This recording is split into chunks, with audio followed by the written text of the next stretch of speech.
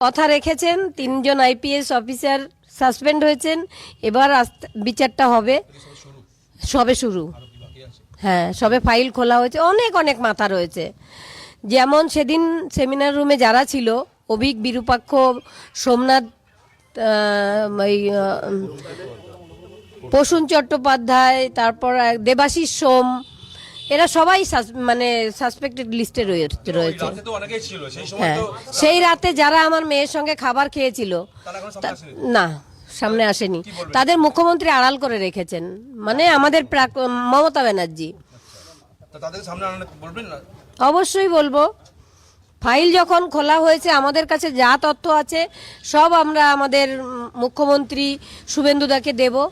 অন্যায়কে অন্যায় আমি বলবোই, ন্যায়ের পথে আমি রয়েছি এবং প্রত্যেক বাবা মাকে বলবো, বাবা মাকে, যে ন্যায়ের পথে আসুন, অবশ্যই বিচার হবে। সকালে তৃণমূল, আমাদের নির্মল ঘোষ, সোমনাথ দে এবং সঞ্জীব মুখার্জি, এরা শেষ তথ্য প্রমাণটুকুও রাখতে দেয়নি আমাদের। আমরা 2 ঘন্টা টালা থানায় বসেছিলাম।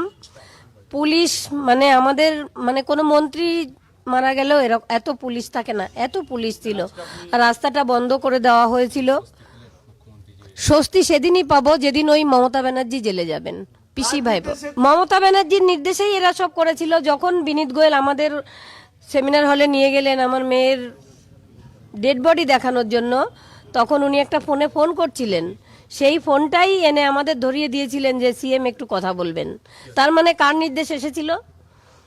আর শ্মশানেও দেখেছি, চুল্লিতে ঢুকিয়ে দেওয়া হলো আমার মেয়েকে। তখন নির্মল ঘোষ সঞ্জীব মুখার্জির পিঠ চাপড়ে বলছিল ওয়েলডান বয়, ওয়েলডান বয়। তাহলে কার নির্দেশ পালন হচ্ছিল আপনারা বুঝুন।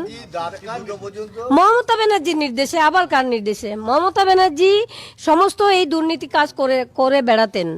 এই দুর্নীতি সহ্য করতে না পেরে মানুষ ওনাকে সরিয়েছে। আপনারা দেখছেন সময় বাংলা, সময়ের সাথে সবার পাশে।